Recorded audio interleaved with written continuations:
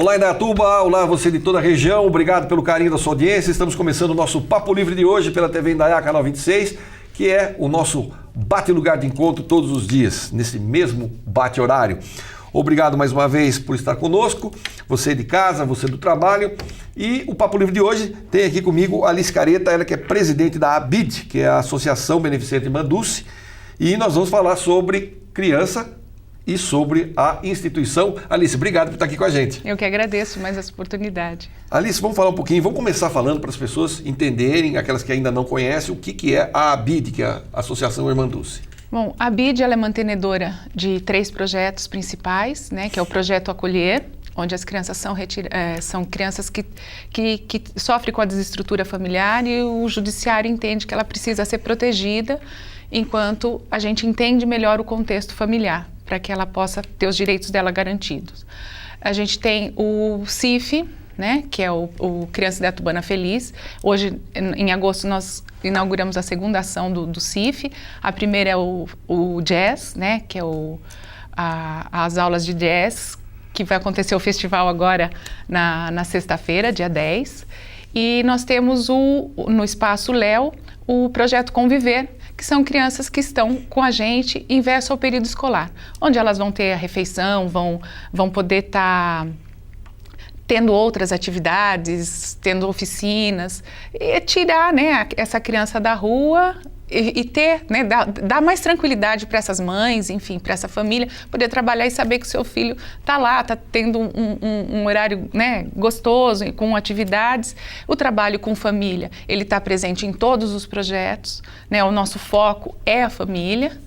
A missão maior da ABID, né, é o estatuto, a gente segue exatamente o Estatuto da Criança e do Adolescente, e quando a gente fala assim, né, toda criança tem o direito à convivência familiar e comunitária, toda criança ela tem o direito de crescer em uma família estruturada, uma família saudável, porque vai gerar um adulto saudável.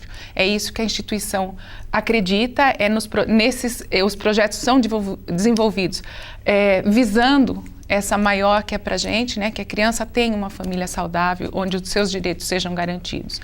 E o projeto de vida, que é o quê? É uma parceria que nós temos hoje com o Judiciário, onde a gente vai levar um pouco de conhecimento, palestras, para aquelas pessoas que querem ser pai por adoção. Então, é conscientizar a forma legal de adoção, né? Levar um pouco de conhecimento, troca de experiência. Então, a gente tem 2 grupos para isso, tanto as pessoas que já estão com seus filhos em estágio de convivência, como aqueles que estão pretendendo ter seu filho através da adoção. A Irmanduce, ela funciona ali naquele prédio na frente do fórum, é isso? Isso. Quantas crianças vocês atendem ali? O nosso, estatutariamente, até 26 crianças, nós temos uma média anual de 15 crianças, mais ou menos, né? Sendo que passa pela instituição uma média, casos novos, em torno de 20, 27, 30 casos de novos acolhimentos. Não fica, por quê? Porque a gente tem um trabalho muito focado na família, né? Quando não a família biológica, quando a gente não consegue progressos de mudança, de reestruturação, essa família não consegue esses recursos, a gente procura o que a gente chama de família extensa, família que seria um tio, um avô, para que esse vínculo não seja rompido. E só em último caso, quando o judiciário entende que todas as ações para aquele núcleo principal foi esgotado de possibilidades, de projetos para a reestruturação, que realmente ela não consegue uma atitude de mudança, daí sim entrar com a destituição do poder familiar. Tá. Bom, vamos lá. Quem tiver interessado em contribuir de alguma forma, como é que faz? Eu sei que vocês fazem vários eventos para arrecadar, porque também isso não deve ser barato. Sim. Claro, cuidar de toda essa estrutura não é pouco. E como é que vocês atuam nesse sentido? Olha, a gente tem a subvenção, né? Uma parte de subvenção da prefeitura e do federal e estadual, isso hoje está em torno de 48% mais ou menos. A gente tem que agradecer muito, né, a nota fiscal paulista, que isso estabeleceu, né, as nossas contas, e com isso nós conseguimos avançar nos projetos, né. Hoje o projeto de dança, por exemplo, ele começou com 60 crianças, hoje nós temos vagas até 120 crianças. O festival vai estar acontecendo com 97 crianças, que foi atendida durante esse ano pelo projeto. Então, são essas que mantêm, né, que ajudam a gente cada vez mais e melhorando, né, e ampliando os nossos projetos. Nós temos aí muitos sonhos ainda para 2015, quer dizer, o projeto Conviver, que é inverso ao período escolar, a gente tem a ideia de ampliação, nós começamos ele pequenininho como um projeto piloto, e se Deus quiser vamos expandir. Mas isso é muita pizza, é eventos, é a parceria da nota fiscal, é 1%, né, das empresas, através da lei de proteção. O CIF, o Criança Ideia Tubana Feliz, nós conseguimos a aprovação do Ministério da Cultura, então o festival da sexta-feira ele vai acontecer, né, com a lei de incentivo. Então, empresários, né, eu acho que é fundamental, vejam os projetos que são aprovados, né, por lei de incentivo. Uma empresa pode destinar até 9% do imposto devido. Falo que é a única maneira que a gente pode realmente acompanhar onde vai nossos impostos, né? E a gente nós brasileiros, nós temos que começar a exercer esse hábito de ir lá, falar assim, né, entrar na BID e falar, escuta, a gente destina a nossa parte das notas, dos cupons fiscais, como vocês gastam isso? Não é desconfiança, isso é transparência. Eu acho que a gente tem que tirar essa coisa Não, é transparência, mostrar, olha, a gente usa dessa forma, desse jeito, nesse projeto, entendeu? É isso a gente tem que começar a articular. Né? E realmente a gente... Então, são várias maneiras que as pessoas até têm de ajudar as instituições sem colocar a mão no bolso. É pegando uma parte do seu imposto devido, através das leis incentivadas ou cupom fiscal, e direcionar para um projeto que ela acredite, que ela confie, né?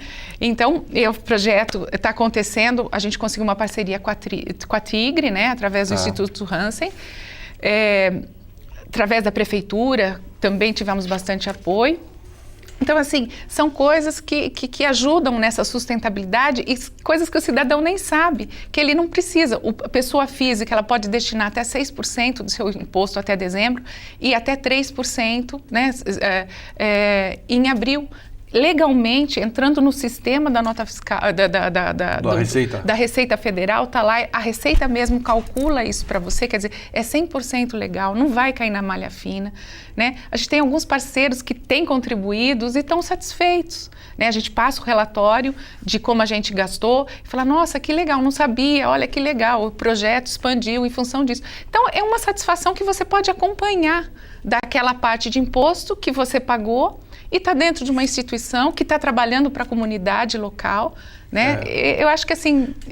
Não, porque na verdade a gente estava comentando um pouquinho antes aqui sobre essa questão que o Estado acaba destinando recursos para várias situações envolvendo crianças, como a Fundação Casa, por exemplo, onde nós, para mim foi até surpresa, o Estado gasta isso até o ano passado, né?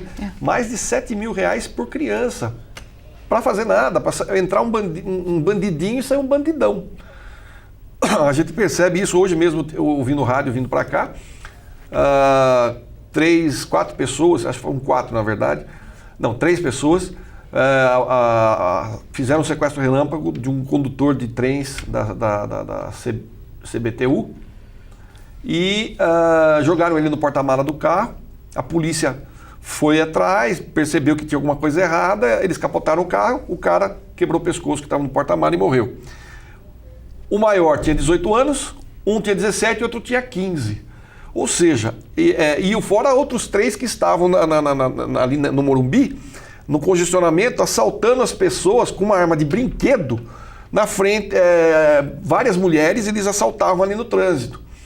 Aí foram pegos também os outros 3 menores e todos eles foram para casa, para a Fundação Casa. Então, é uma coisa complicada. Mais de 7 mil reais para quê? E você pega uma instituição que realmente acaba trabalhando a família para justamente evitar que aconteça isso, tem dificuldades financeiras, briga com o próprio Estado para conseguir subvenção e atuar. Então, nós estamos numa fase, como diria meu querido amigo Durval Sombini Filho, o capim está comendo a vaca. Está complicado o negócio. O Durvalzinho sempre diz, esse é o capim comendo a vaca. E é mesmo. A gente vê uma situação dessa, nós estamos refém dessa violência, que as crianças acabam atirando para ver que lado cai o corpo, só para ver a farra, né? Vira mote. Eu estava assistindo um programa essa semana que passou, e eles estavam fazendo uma avaliação do quadro e estavam dizendo o seguinte, que essa onda de violência vem num reboque de uma falta de valores morais, de uma série de coisas, a família se desestruturando em função do caos que está implantado socioeconômico no país. Então, a questão do consumo exacerbado, então o sujeito vê aquilo, não pode, porque nós estamos tendo aí adolescentes de famílias, se falar que é pobre não é, famílias bem de vida, praticando assalto para poder surfar, andar como é que chama? Frequentar bares e festas para... Então é uma coisa assim que a gente fala, meu Deus do céu, que ponto chegou a nossa sociedade, né? É uma coisa bem absurda. Bom, gente, falei demais agora. Eu vou para um rápido intervalo, daqui a pouco eu volto e a gente continua falando sobre a Irmã Dulce no próximo bloco. Não saia daí.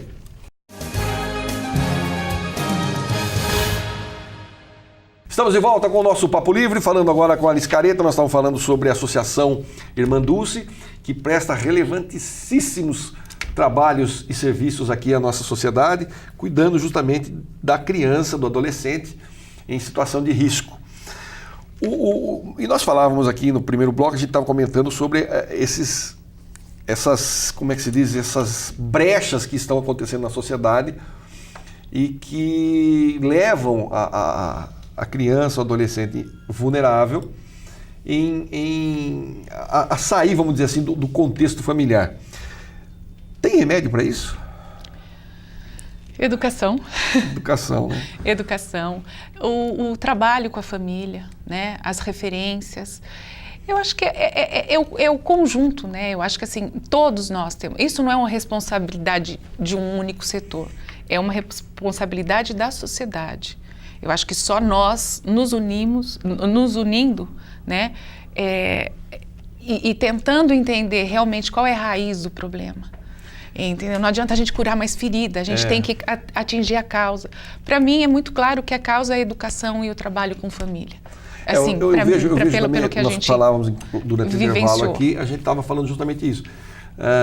No tempo que nós estudávamos, isso vamos botar aí uns 40 anos atrás, a escola pública era uma escola de valor, as pessoas só iam para a escola paga quem não conseguia ir bem na escola pública. E a escola pública tinha gente da classe A à classe E.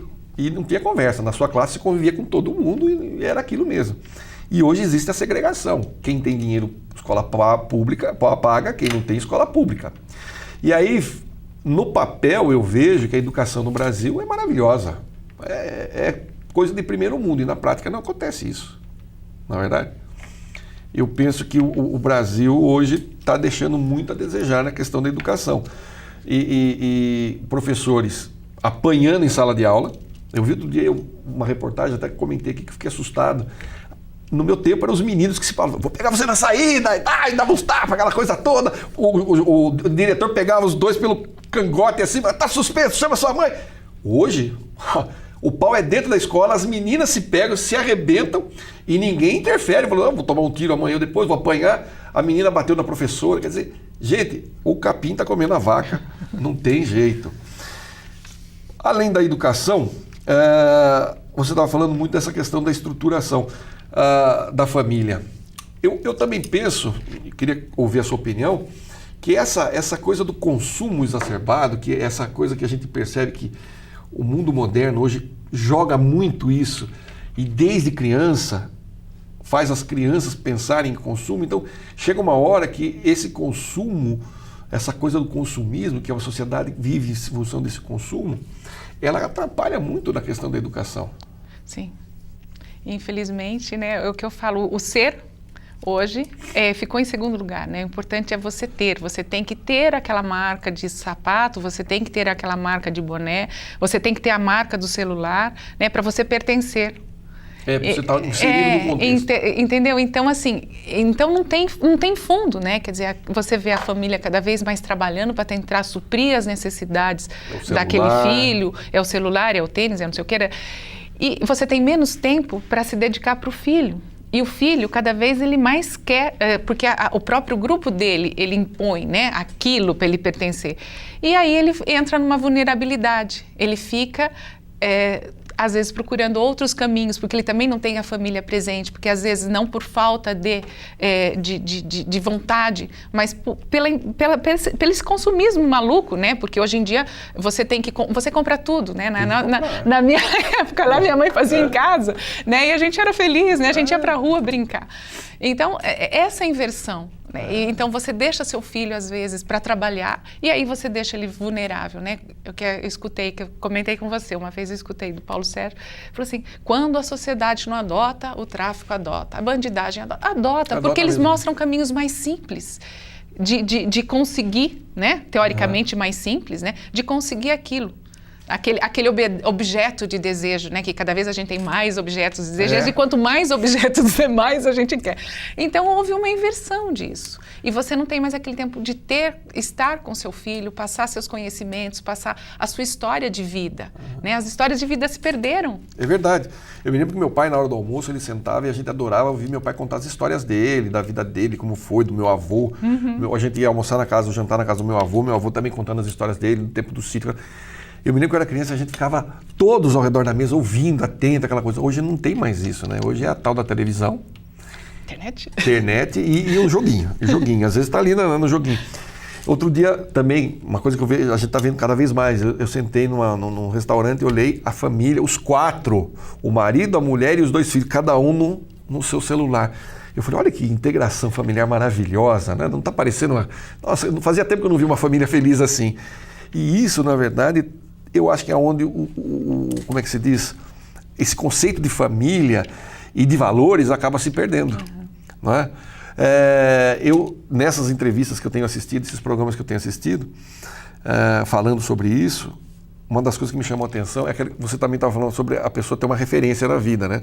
Se não é o pai, a mãe, um tio, um avô, de repente passa uma pessoa na vida, ela curte, ela fala, você é igual a ele. Começaram a entrevistar esses meninos que são os soldadinhos do tráfico lá no Rio de Janeiro. O moleque devia ter uns 12 anos, 13, mas não tinha 13 anos. Com uma arma que se desse um tranco, ia jogar ele para trás, magrinho. Ele se achando o máximo. Aí o repórter perguntou para ele, falou, escuta, você acha legal ser bandido? Acho o máximo. E tem que matar a polícia. Quer dizer, a referência dele, mas você não acha que você vai morrer rápido? Que isso, senhor? Eu sou fulano de tal, sou não sei do quê. Quer dizer, a referência dele passa a ser o quê? O bandido. Né? No meu tempo a gente torcia pro mocinho. Né? A gente via filme, torcia sempre pro mocinho. Agora não, o pessoal torce pro bandido.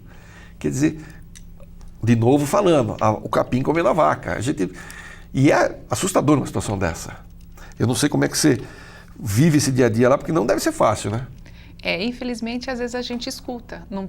Em algum momento a criança fala assim, eu quero ser como fulano, como um traficante, por exemplo. E daí você tenta fazer todo um trabalho. Mas é o referencial, às vezes, que ele chega, o que a gente está falando. De repente, ele não teve outro ponto de referência. Então, aí que a gente precisa construir, através de ídolos, né? A gente está com uma carência de ídolos positivos, né? Aquela coisa assim, nossa, eu quero ser como, né? A gente está cada vez mais carente, é tudo muito passageiro, né? As coisas tá assim, muito rápidas.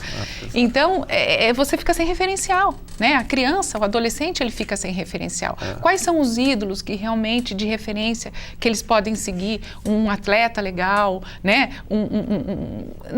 É muito frágil tudo isso. Mas você tem um atleta como como é que chama lá? O Neymar, que só faz propaganda, consumo. Você tem um atleta que, quer dizer, as referências são todas focadas no consumo, né? Exatamente. E aí fica complicado. Você não tem, aí você fala, não, mas eu tenho que ter, eu preciso ter, eu vou ter, e aí... Porque a gente esquece de dizer o valor básico, né? É assim, quer dizer, a gente precisa sonhar, a gente precisa ir atrás dos nossos sonhos, mas através de trabalho, né? Eles não caem no colo da gente, né? queira ou não, um Neymar, ele consegue ter tudo aquilo, mas ele trabalha bastante, ele treina bastante, ele tem que ter disciplina, ele tem que ser focado. Então a gente não fala o quanto tem que se suar, o quanto você tem que investir em você através, né, de trabalho mesmo, trabalho saudável, o quanto isso é gratificante você conseguir as suas coisas através dos seus méritos, né? Essa coisa que a gente... De garra, de força, né? Eu falo, eu sou muito sonhadora, né? A gente vive sonhando, mas você arregaça a manga e vai trabalhar, né? Para atingir o sonho da gente, né? O sonho só se concretiza com um esforço próprio, né? Com uma linha traçada, com um projeto traçado, senão ele não vai se concretizar. Todo sonho é possível a partir do momento que você luta, né? Honestamente, dignamente por ele. E assim, eu acho que essa questão do trabalho também, como é que faz? A criança hoje, ela não pode mais trabalhar. Eu comecei a trabalhar, eu tinha 11 anos de idade, quer dizer, trabalhar, mas era um trabalho de office boy, mas eu trabalhava 3 horas por dia e estudava à tarde, né? E quando inverteu, eu estudava à tarde, trabalhava de manhã, estudava de manhã, trabalhava à tarde. Quer dizer, sempre assim. E hoje você não pode mais ter um jovem aprendiz que seja ali, porque, nossa, tem que ter muita coisa, ou seja, acaba se tornando inviável você ter uma criança. Não, eu acho que assim, está correto, né? Realmente a gente não, antigamente tinha gente que se aproveitava claro, dessa eu também situação. acho. Existe a lei do menor do aprendiz muito bem feita, que a gente estava comentando.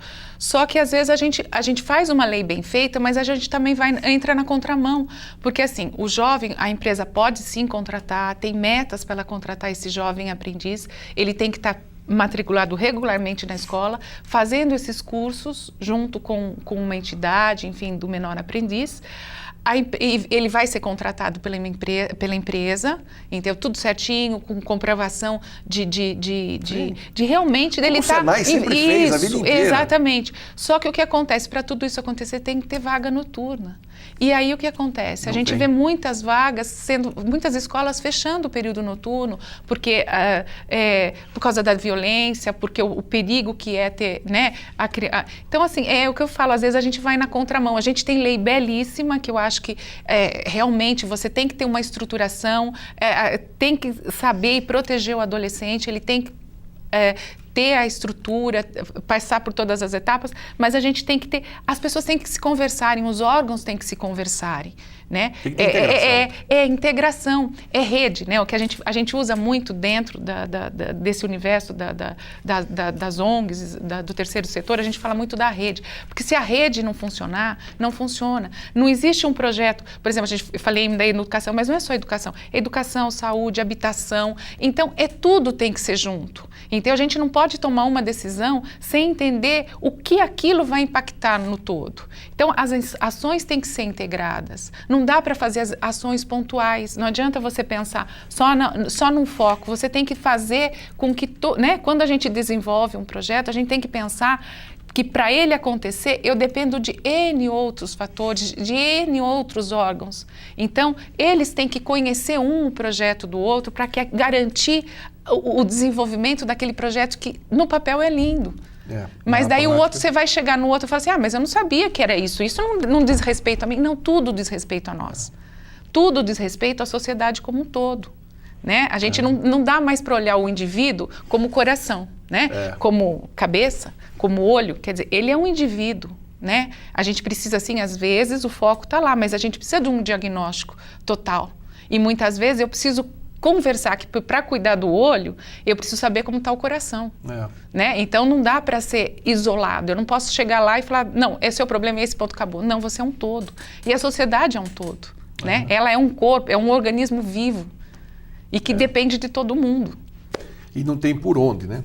Bom, gente, antes de encerrar o programa, vamos falar mais um pouquinho sobre esse Criança Indaiatuba Feliz, que acontece sexta-feira, a partir das 20 horas no CIAE.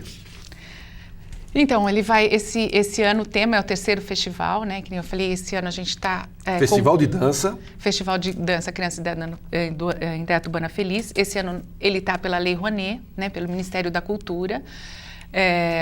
O patrocinador com a Tigre, ela fez um aporte para a gente através da lei do incentivo. E todos os outros nossos apoiadores que vêm, né, desde 2001, apoiando, acreditando no projeto. Esse ano o tema vai ser pelomundo.com, né, falando dessa era globalizada, dessa coisa da internet, dessa coisa de você conhecer o mundo através, navegando, né, através do computador, enfim. Então a gente vai estar, a Dayana, né, que é a professora, ela vai estar retratando, ela desenvolveu toda a coreografia, figurino, para trazer um pouco dessa cultura, dessa dança, das características desses continentes. Então assim, é um trabalho de muita dedicação, né, e as meninas são brilhantes, as meninas do jazz, elas gostam muito de estar lá. É um período, a gente tem um retorno muito positivo, inclusive dessas famílias, com a gente, participando. Então é isso, né? E a gente quer articular muito mais agora dentro do próximo ano essa articulação com as famílias, que é muito gostoso, né? E ele vai acontecer no CIA, o festival, a partir das 8 horas. O ingresso é aberto para a comunidade, é gratuito, né? Tem acessibilidade, só que a gente tem um limitante, que é 750 pessoas, né, no CIA, então a gente não pode passar desse número. Então a gente, a partir das 6h30, já vai estar disponibilizando os ingressos na portaria, o espetáculo começa às 8. E vai ser muito bonito. O ano passado já foi lindo, esse ano, se Deus quiser, vai ser mais bonito ainda. Compareçam, prestigiem. Alice, obrigado pela participação. Fica aqui o convite para você voltar numa outra oportunidade para a gente falar mais sobre a Irmandúcia e os projetos. Eu agradeço, a gente que agradece, né? Eu agradeço em nome de toda a instituição, da nossa diretoria, dos nossos voluntários, que a gente tem que agradecer imensamente sempre, porque é uma turma muito, muito boa, muito pronta, nossos funcionários, nossos técnicos, né? A gente está aqui graças ao apoio que a gente falou, de todo mundo. Senão, sozinho a gente não faz verão, não vira. Apoio de vocês, né, da imprensa, que está sempre aí nos apoiando, ajudando nessa divulgação. A gente só tem a agradecer a todos. Legal, eu que agradeço pela participação. Obrigado você aí de casa, eu fico por aqui, a gente se vê no próximo encontro. Até lá, fiquem com Deus e muita paz. Não desligue, tem mais programa da TV Indaiá rolando na telinha da sua TV.